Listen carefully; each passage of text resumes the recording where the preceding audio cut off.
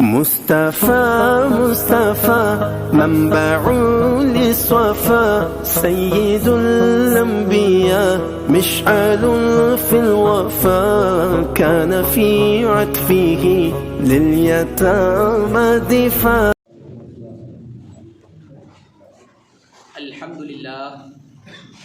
الحمد لله رب العالمين والصلاة والسلام على أشرف الأنبياء والمرسلين وعلى آله وصحبه وبارك وسلم.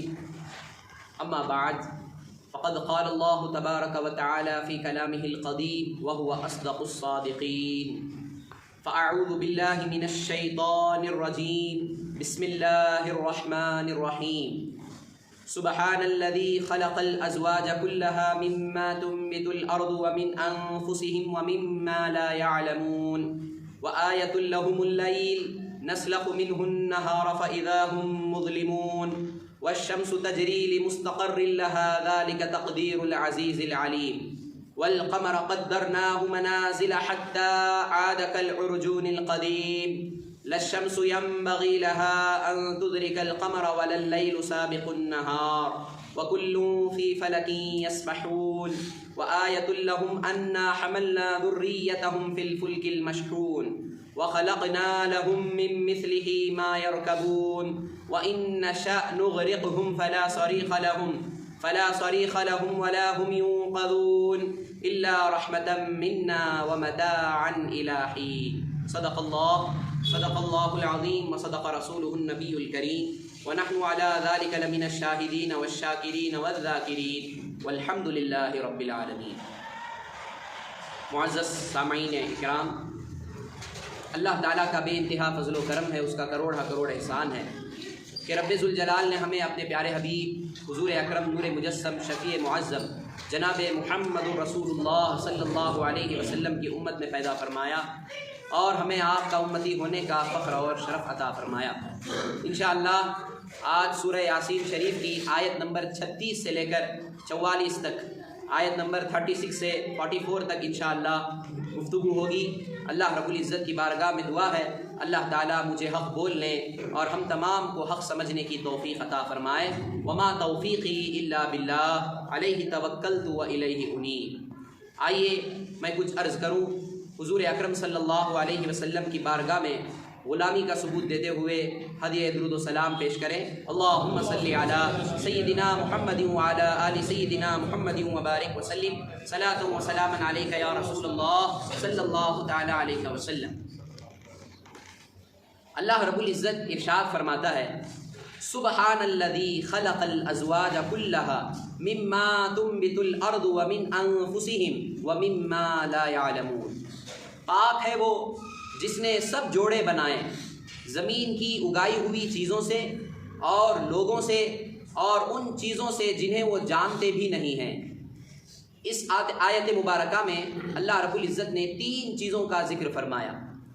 اللہ رب العزت کی ذات ایسی ذات ہے جو ہر نقص اور ہر عیب سے پاک ہے.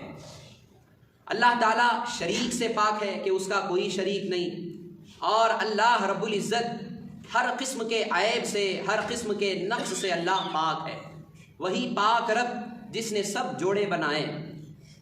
اس میں سب سے پہلی چیز کہ زمین جن چیزوں کو اگاتی ہے یعنی نباتات، پلانٹس، جس کے ذریعے غذا انسانوں کو مہیا کی جاتی ہے، پھل جس کے ذریعے اگائے جاتے ہیں، اللہ تعالیٰ نے ان چیزوں کو پیدا فرمایا.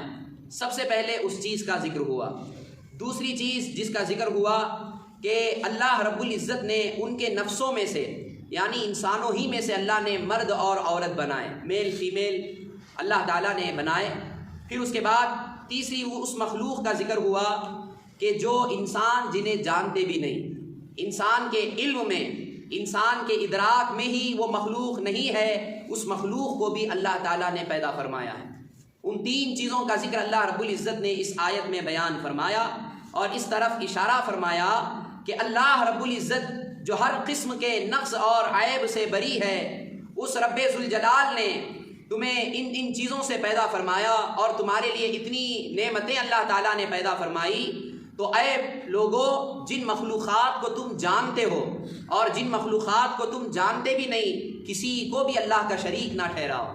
کسی کو بھی اللہ رب العزت کے برابر نہ سمجھو، اگرچہ تم اس مخلوق کو جانتے ہو یا نہ جانتے ہو، کیونکہ مخلوق ہر حال میں مخلوق ہی ہوتی ہے، وہ خالق نہیں ہوا کرتی۔ ہر حالت میں کریشن ہی ہے، وہ کبھی کریٹر بن نہیں سکتی۔ یہ اللہ رب العزت ہے، اور یہ آیت مبارکہ اللہ تعالیٰ کی قدرت اور اللہ تعالیٰ کی وحدانیت یعنی اللہ کے ایک ہونے پر دلالت کرتی ہے۔ اب اس سورہ یاسین شریف کے یہاں سے، اس سے پہلی والی آیت سے اللہ تعالیٰ وہ نشانیاں ہمیں بیان فرما رہا ہے کہ جن نشانیوں سے ہمیں یہ پتہ چلتا ہے کہ اللہ ایک ہے اور کامل قدرت والا ہے اور ہمیشہ اس کا وجود ہے، ہمیشہ سے ہے، ہمیشہ رہے گا۔ تو اس میں سب سے پہلے اللہ نے فرمایا پاک ہے وہ جس نے سب جوڑے بنائے، زمین کی اگائی ہوئی چیزوں سے اور لوگوں سے اور ان چیزوں سے جنہیں وہ جانتے بھی نہیں۔ محترم حضرات، اس آیت مبارکہ میں اللہ تعالیٰ نے زمین کا ذکر کر کے یہ بتایا کہ اللہ تعالیٰ نے بڑی حکمت کے ساتھ زمین کے اندر یہ قابلیت، زمین میں یہ صلاحیت رکھی کہ وہ نباتات کو اپنے اندر سمائے، پلانٹس کو اپنے اندر نافذ کرے، پھر اس کے اندر سے ان کو نشو نما کرے یعنی ان کو بڑھائے۔ پھر اس کے بعد زمین کے اندر یہ صلاحیت اللہ رب العزت نے بنائی کہ وہ نباتات کو اللہ تعالیٰ زمین ہی سے ان کی غذا انہیں فراہم کرتا ہے، یعنی زمین ہی میں اللہ نے چشمے جاری کیے، اللہ تبارک و تعالیٰ نے پانی کا انتظام فرمایا جس کے ذریعے ان نباتات کو، پلانٹس کو پانی مہیا کیا گیا۔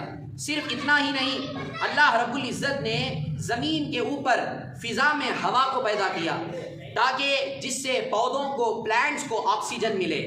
پھر اس کے بعد صرف اتنا نہیں، اللہ تعالیٰ نے ان کی نشو و نما کے لیے، ان کی پرورش کے لیے اللہ نے سورج کی شعاعیں زمین تک پہنچائی۔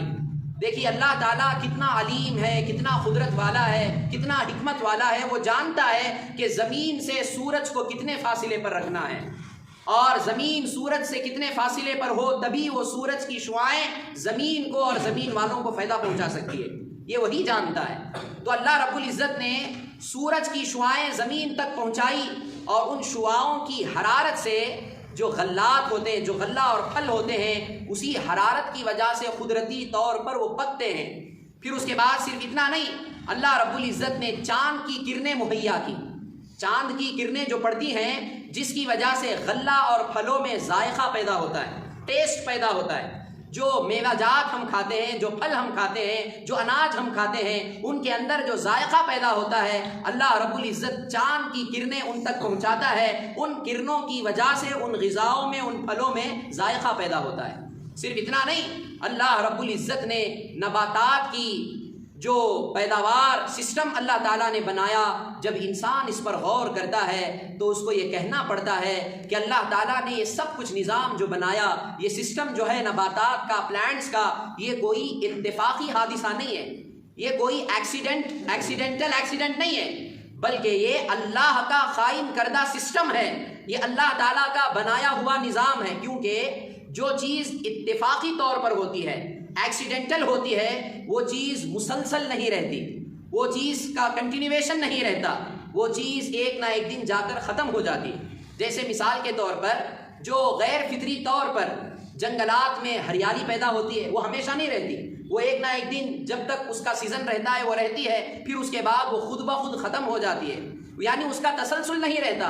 لیکن رب ذوالجلال نے جو نظام قائم کیا، اللہ تعالیٰ نے جو سسٹم بنایا ہے، یہ اتفاقی طور پر نہیں، یہ سسٹم بنانے والی ذات وہ ایک ہی ذات ہے، وہی کامل قدرت رکھنے والی ذات ہے کہ اللہ تعالیٰ نے ان سب چیزوں سے کائنات کے نظام کو اللہ تعالیٰ چلا رہا ہے، اور یہ سب چیزیں اللہ نے بنائی ہیں۔ تو محترم حضرات، اس سے ہمیں معلوم ہوا کہ اللہ تعالیٰ کے اس سسٹم میں، اس نظام میں اس قدر باریکیاں ہیں، اس قدر مصلحتیں ہیں کہ بغیر کسی عظیم مدبر کے اس کے وجود کو فرض نہیں کیا جا سکتا۔ یعنی یہ نباتات، یہ دنیا کا نظام، یہ کائنات کا سسٹم، یہ تمام چیزیں جو ہماری آنکھوں میں نظر آ رہے ہیں، یہ کسی نہ کسی ایک مدبر کا بنایا ہوا سسٹم ہے۔ وہ مدبر کون ہے؟ وہ اللہ رب العزت کی ذات ہے، وہ واحد ہے، وہ کامل قدرت والا ہے، وہ ہمیشہ سے ہے اور ہمیشہ رہنے والی ذات مبارکہ ہے۔ تو محترم حضرات، ایسا کیوں؟ کیونکہ اللہ کی ذات جو ہے وہ قدیم ہے، اور اللہ کے علاوہ ہر چیز کیا ہے؟ حادث ہے، ختم ہونے والی ہے۔ اور جو چیز اپنے وجود میں کسی دوسرے کی محتاج ہو خود، وہ کسی چیز کو وجود نہیں دے سکتی، اور وہی چیز دوسروں کو وجود دے سکتی ہے جو اپنے وجود میں کسی کی محتاج نہ ہو، اور وہ ذات صرف اور صرف اللہ کی ذات مبارکہ ہے، اور اللہ ہی کی ذات قدیم ذات ہے۔ تو محترم حضرات، اس میں اللہ تعالیٰ نے اپنی وحدانیت اور اپنی کامل قدرت کو بیان فرمایا۔ پھر اس کے بعد اللہ رب العزت نے اور اپنی قدرت کی نشانیاں بیان کرتے ہوئے ارشاد فرمایا، وَآیَةٌ لَهُمُ اللَّیْلُ نَسْلَخُ مِنْهُ النَّهَارَ فَإِذَا هُمْ مُظْلِمُونَ، اور ان کے لیے ایک نشانی رات ہے، ہم اس پر سے دن کو کھینچ لیتے ہیں تو جبھی وہ اندھیروں میں رہ جاتے ہیں۔ محترم حضرات، اس سے پہلی والی آیات میں زمین کے احوال سے، زمین کے حالتوں سے اللہ تعالیٰ کی قدرت اور وحدانیت پر استدلال کیا گیا، پروف کیا گیا۔ اب اس آیت میں رات کے وجود سے قدرت اور اللہ کی وحدانیت پر استدلال کیا جا رہا ہے۔ چنانچہ فرمایا گیا کہ جو لوگ مردوں کے دوبارہ زندہ ہونے کا انکار کرتے ہیں، ان کے لیے اللہ کی قدرت پر دلالت کرنے والی ایک نشانی ہے۔ وہ نشانی کیا ہے؟ رات کا آنا۔ اور رات اس طرح کہ اللہ تعالیٰ سورج کو غروب کر کے رات کو دن سے جدا کر دیتا ہے۔ جیسے ہی سورج غروب ہوا، دن کی روشنی ختم ہوئی، رات کی تاریکی چھا گئی۔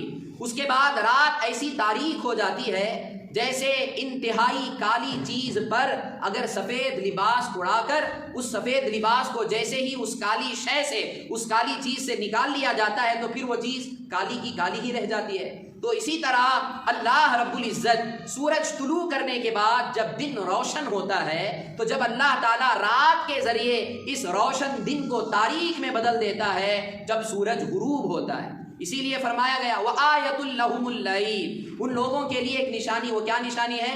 رات ہے۔ محترم حضرات، جب رات چھا جاتی ہے تو لوگوں کو اندھیروں میں داخل ہونے کے سوا کوئی چارہ نہیں۔ کوئی شخص اس پر قدرت نہیں رکھتا کہ وہ دن کو رات میں تبدیل کرے یا رات کو دن میں تبدیل کرے۔ یہ سسٹم، یہ نظام صرف ایک اللہ رب العزت کا بنایا ہوا ہے۔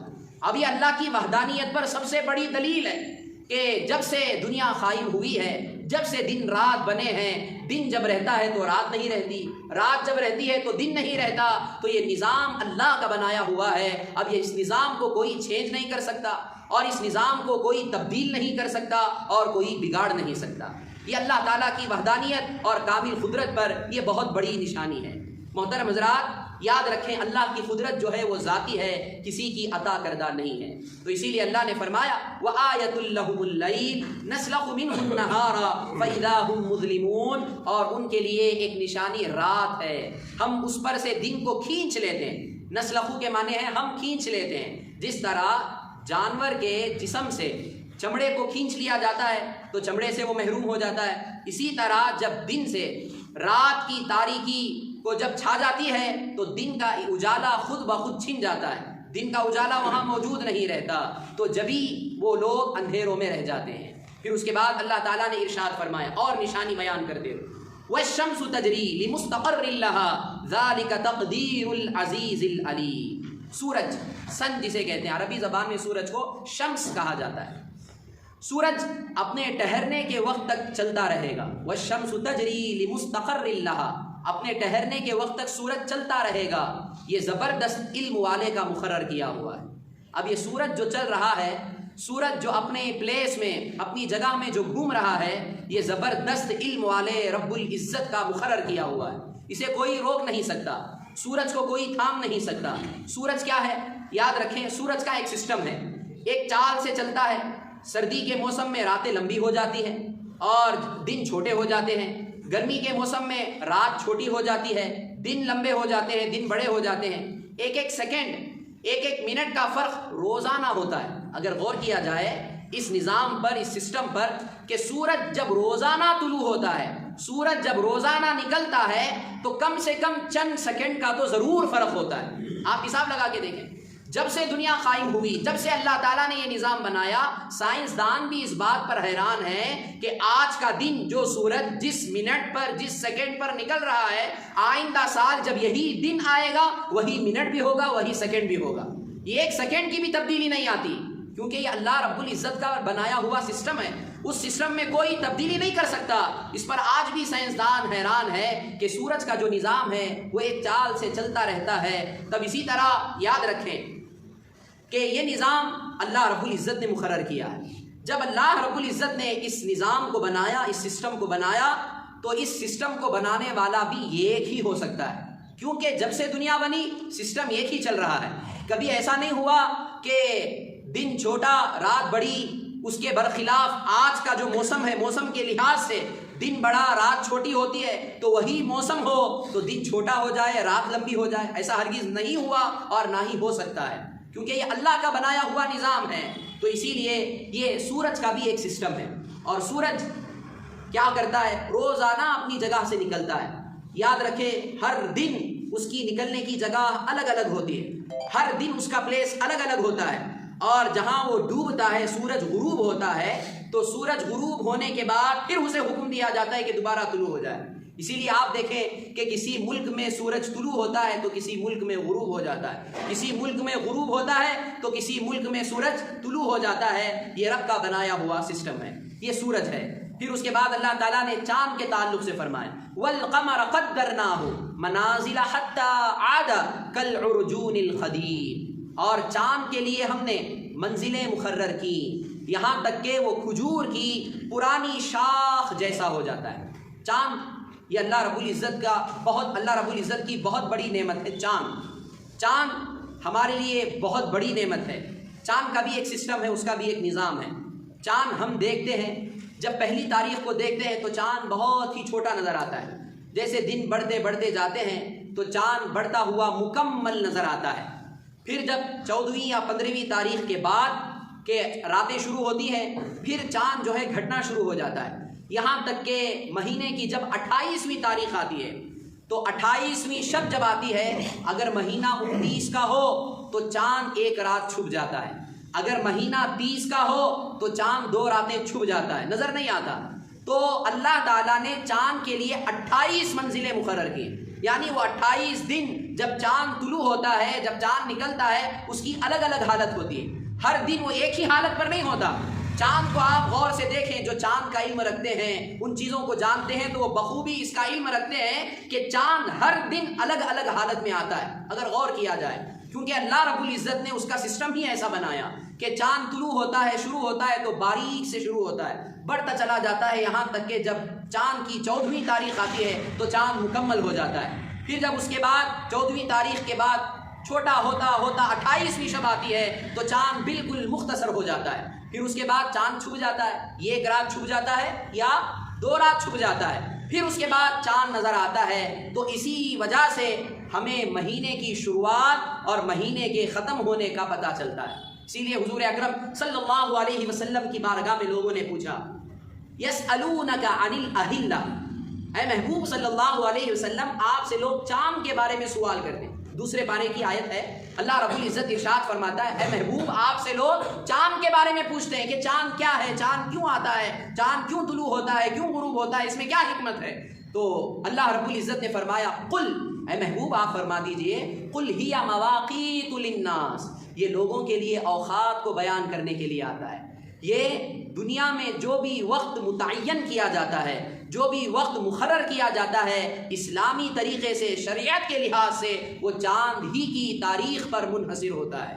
قل ہی مواقیت للناس، یہ لوگوں کے لیے اوقات کو بیان کرتا ہے، للناس والحج، اور حج کے ایام کو مقرر کرتا ہے۔ کون؟ چاند کا نکلنا اور ڈوبنا۔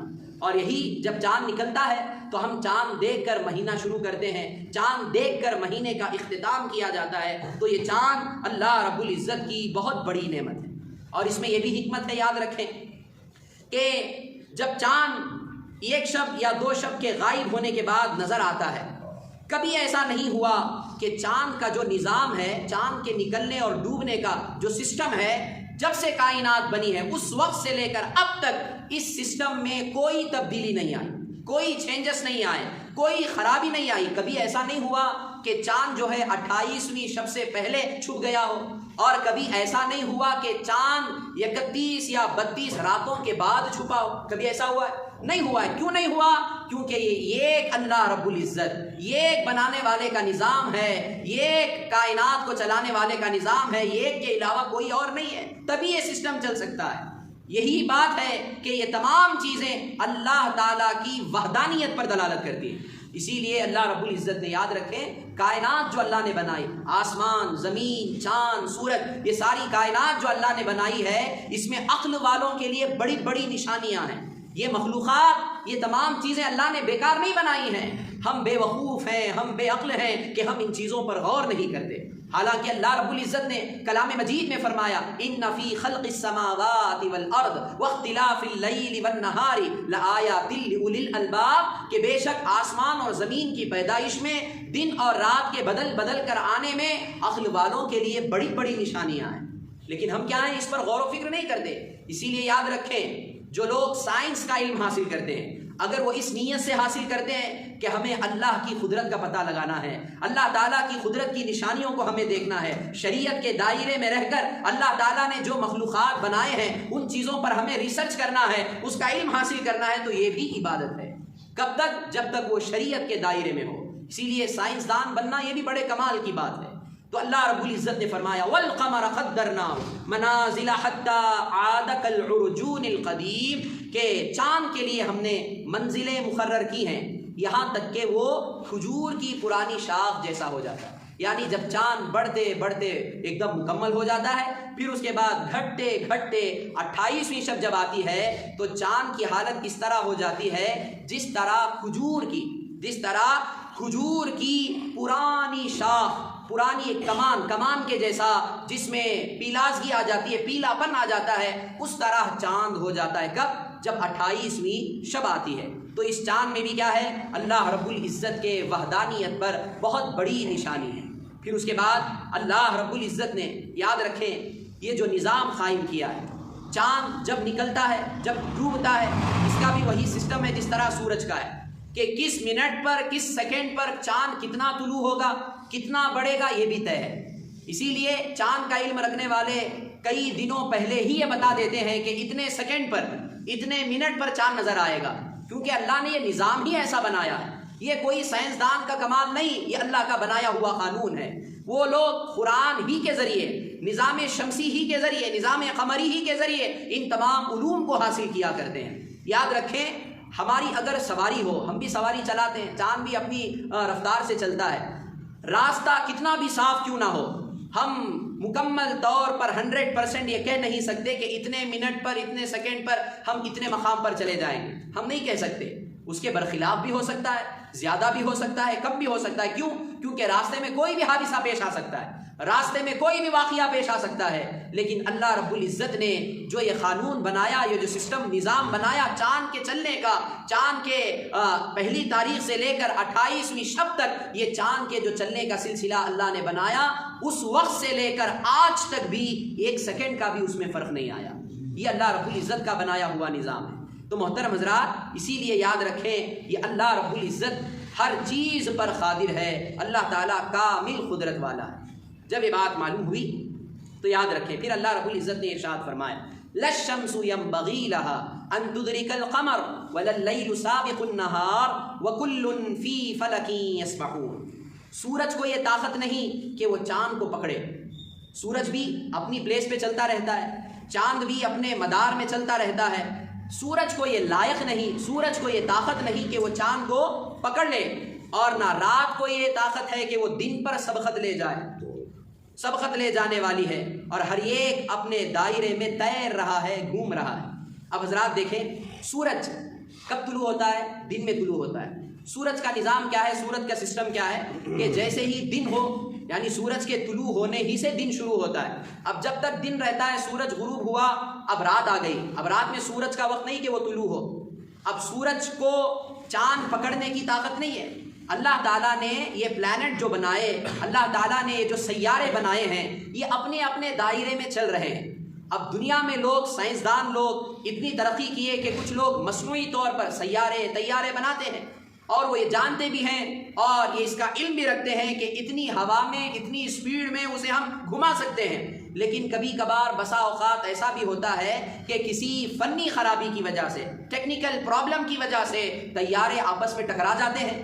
آپس میں ٹکرا کر حادثے کا شکار ہو جاتے ہیں، لیکن اللہ رب العزت نے ان پلانٹس کو، سورج ہو یا چاند ہو یا فضا میں اڑنے والے کوئی بھی پلانٹس ہو، کائنات جب سے اللہ نے بنائی اس وقت سے یہ اپنی اپنی جگہ پر چل رہے ہیں، مگر آج تک کوئی کسی سے ٹکرایا نہیں ہے، کیونکہ یہ اللہ کا بنایا ہوا نظام ہے، یہ اللہ کا بنایا ہوا سسٹم ہے۔ دیکھیے اللہ کی کتنی بڑی عظیم عظیم قدرت کی نشانیاں ہیں، ہمیں اس کا علم تک نہیں ہے۔ یہ باتیں جب سنیں، یہ باتیں جب پڑھیں، یہ صرف سائنس کی باتیں نہیں، سائنس کو تو بعد میں نکلی، اللہ نے سب سے پہلے قرآن میں اس کو بیان فرمایا۔ تو قرآن یہ علوم کا مرکز ہے، قرآن بحر ذخار ہے، قرآن سمندر سے بھی زیادہ علم رکھنے والا۔ سمندر کی ایک حد ہوتی ہے، لیکن قرآن کے علم کی کوئی حد نہیں ہے۔ لیکن افسوس کی بات ہے کہ ہم لوگ قرآن سے دور ہوتے جاتے ہیں، قرآن میں ہماری دلچسپی نہیں، قرآن کو سمجھنا، قرآن کا درس سننا، سیکھنا، اسے سمجھنا، اس میں ہمارے پاس وقت بھی نہیں ہے، نہ ہی ہمیں توفیق ہوتی ہے۔ دیکھیں اللہ تعالیٰ نے کیسے کیسے نظام بنائے ہیں، کیسے کیسے اللہ نے سسٹم بنائے ہیں۔ تو محترم حضرات، سورج کی یہ طاقت نہیں کہ وہ چاند کو پکڑ لے، یعنی سورج چاند سے ٹکرا جائے، یہ ہو نہیں سکتا۔ یہاں تک کہ اگر خدا نخواستہ سورج اور چاند آپس میں ٹکرا جائیں، بہت بڑا طوفان ہو جائے، بہت بڑی ہولناک آواز آئے، تباہی و بربادی ہو جائے، حالانکہ وہ ٹکراتے نہیں۔ کیوں؟ کیونکہ یہ اللہ کا بہت بڑا کرم ہے، یہ اللہ تعالیٰ کا بہت بڑا احسان ہے، یہ اللہ تعالیٰ کا بنایا ہوا نظام ہے کہ یہاں تک کہ وہاں فضاؤں میں، آسمانوں میں نہ کوئی پلر ہے، نہ کوئی راستہ ہے، کچھ بھی نہیں ہے، بس وہ پلانٹس، وہ سیارے اپنی اپنی جگہوں میں گھوم رہے ہیں، مگر اس کے باوجود بھی آپس میں نہیں ٹکراتے۔ کیوں؟ کیونکہ یہ اللہ کا بنایا ہوا نظام ہے۔ تو محترم حضرات یاد رکھیں، سورج جو ہے وہ چاند کو پکڑتا نہیں۔ لَلشَّمْسُ يَنبَغِي لَهَا أَن تُدْرِكَ الْقَمَرَ، اور اس کے بعد فرمایا وَلَللَّيْلُ سَابِقُ النَّهَارِ، اور نہ رات دن پر سبقت لے جانے والی ہے۔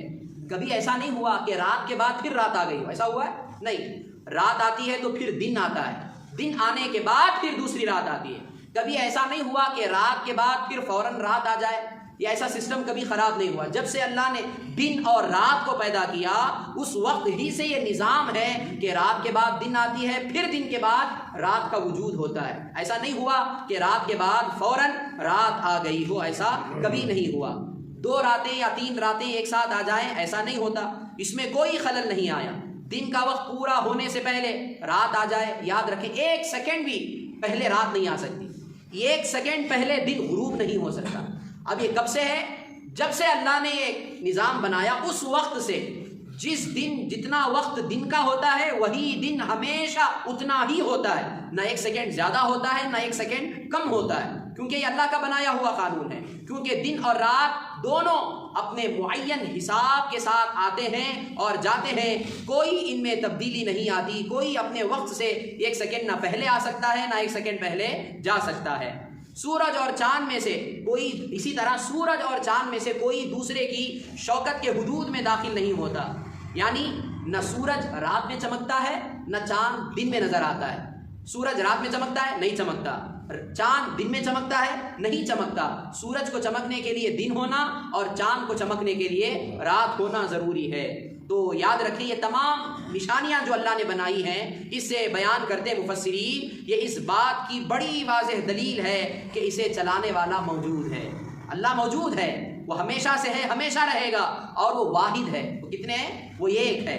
اگر کئی ہوتے، اگر الہ کئی ہوتے، ایک سے زیادہ اگر معبود ہوتے، تو یہ کائنات کا نظام جو ہے درہم برہم ہو جاتا، یہ سسٹم جو ہے بگڑ جاتا۔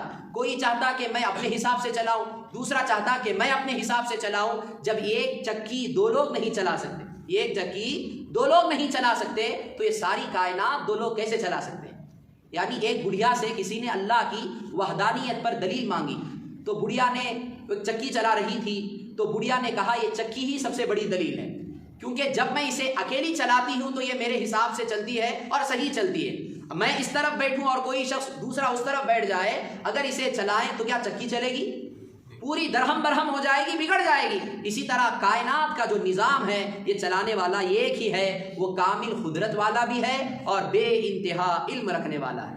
تو محترم حضرات، یہ ہے اللہ رب العزت کی قدرت۔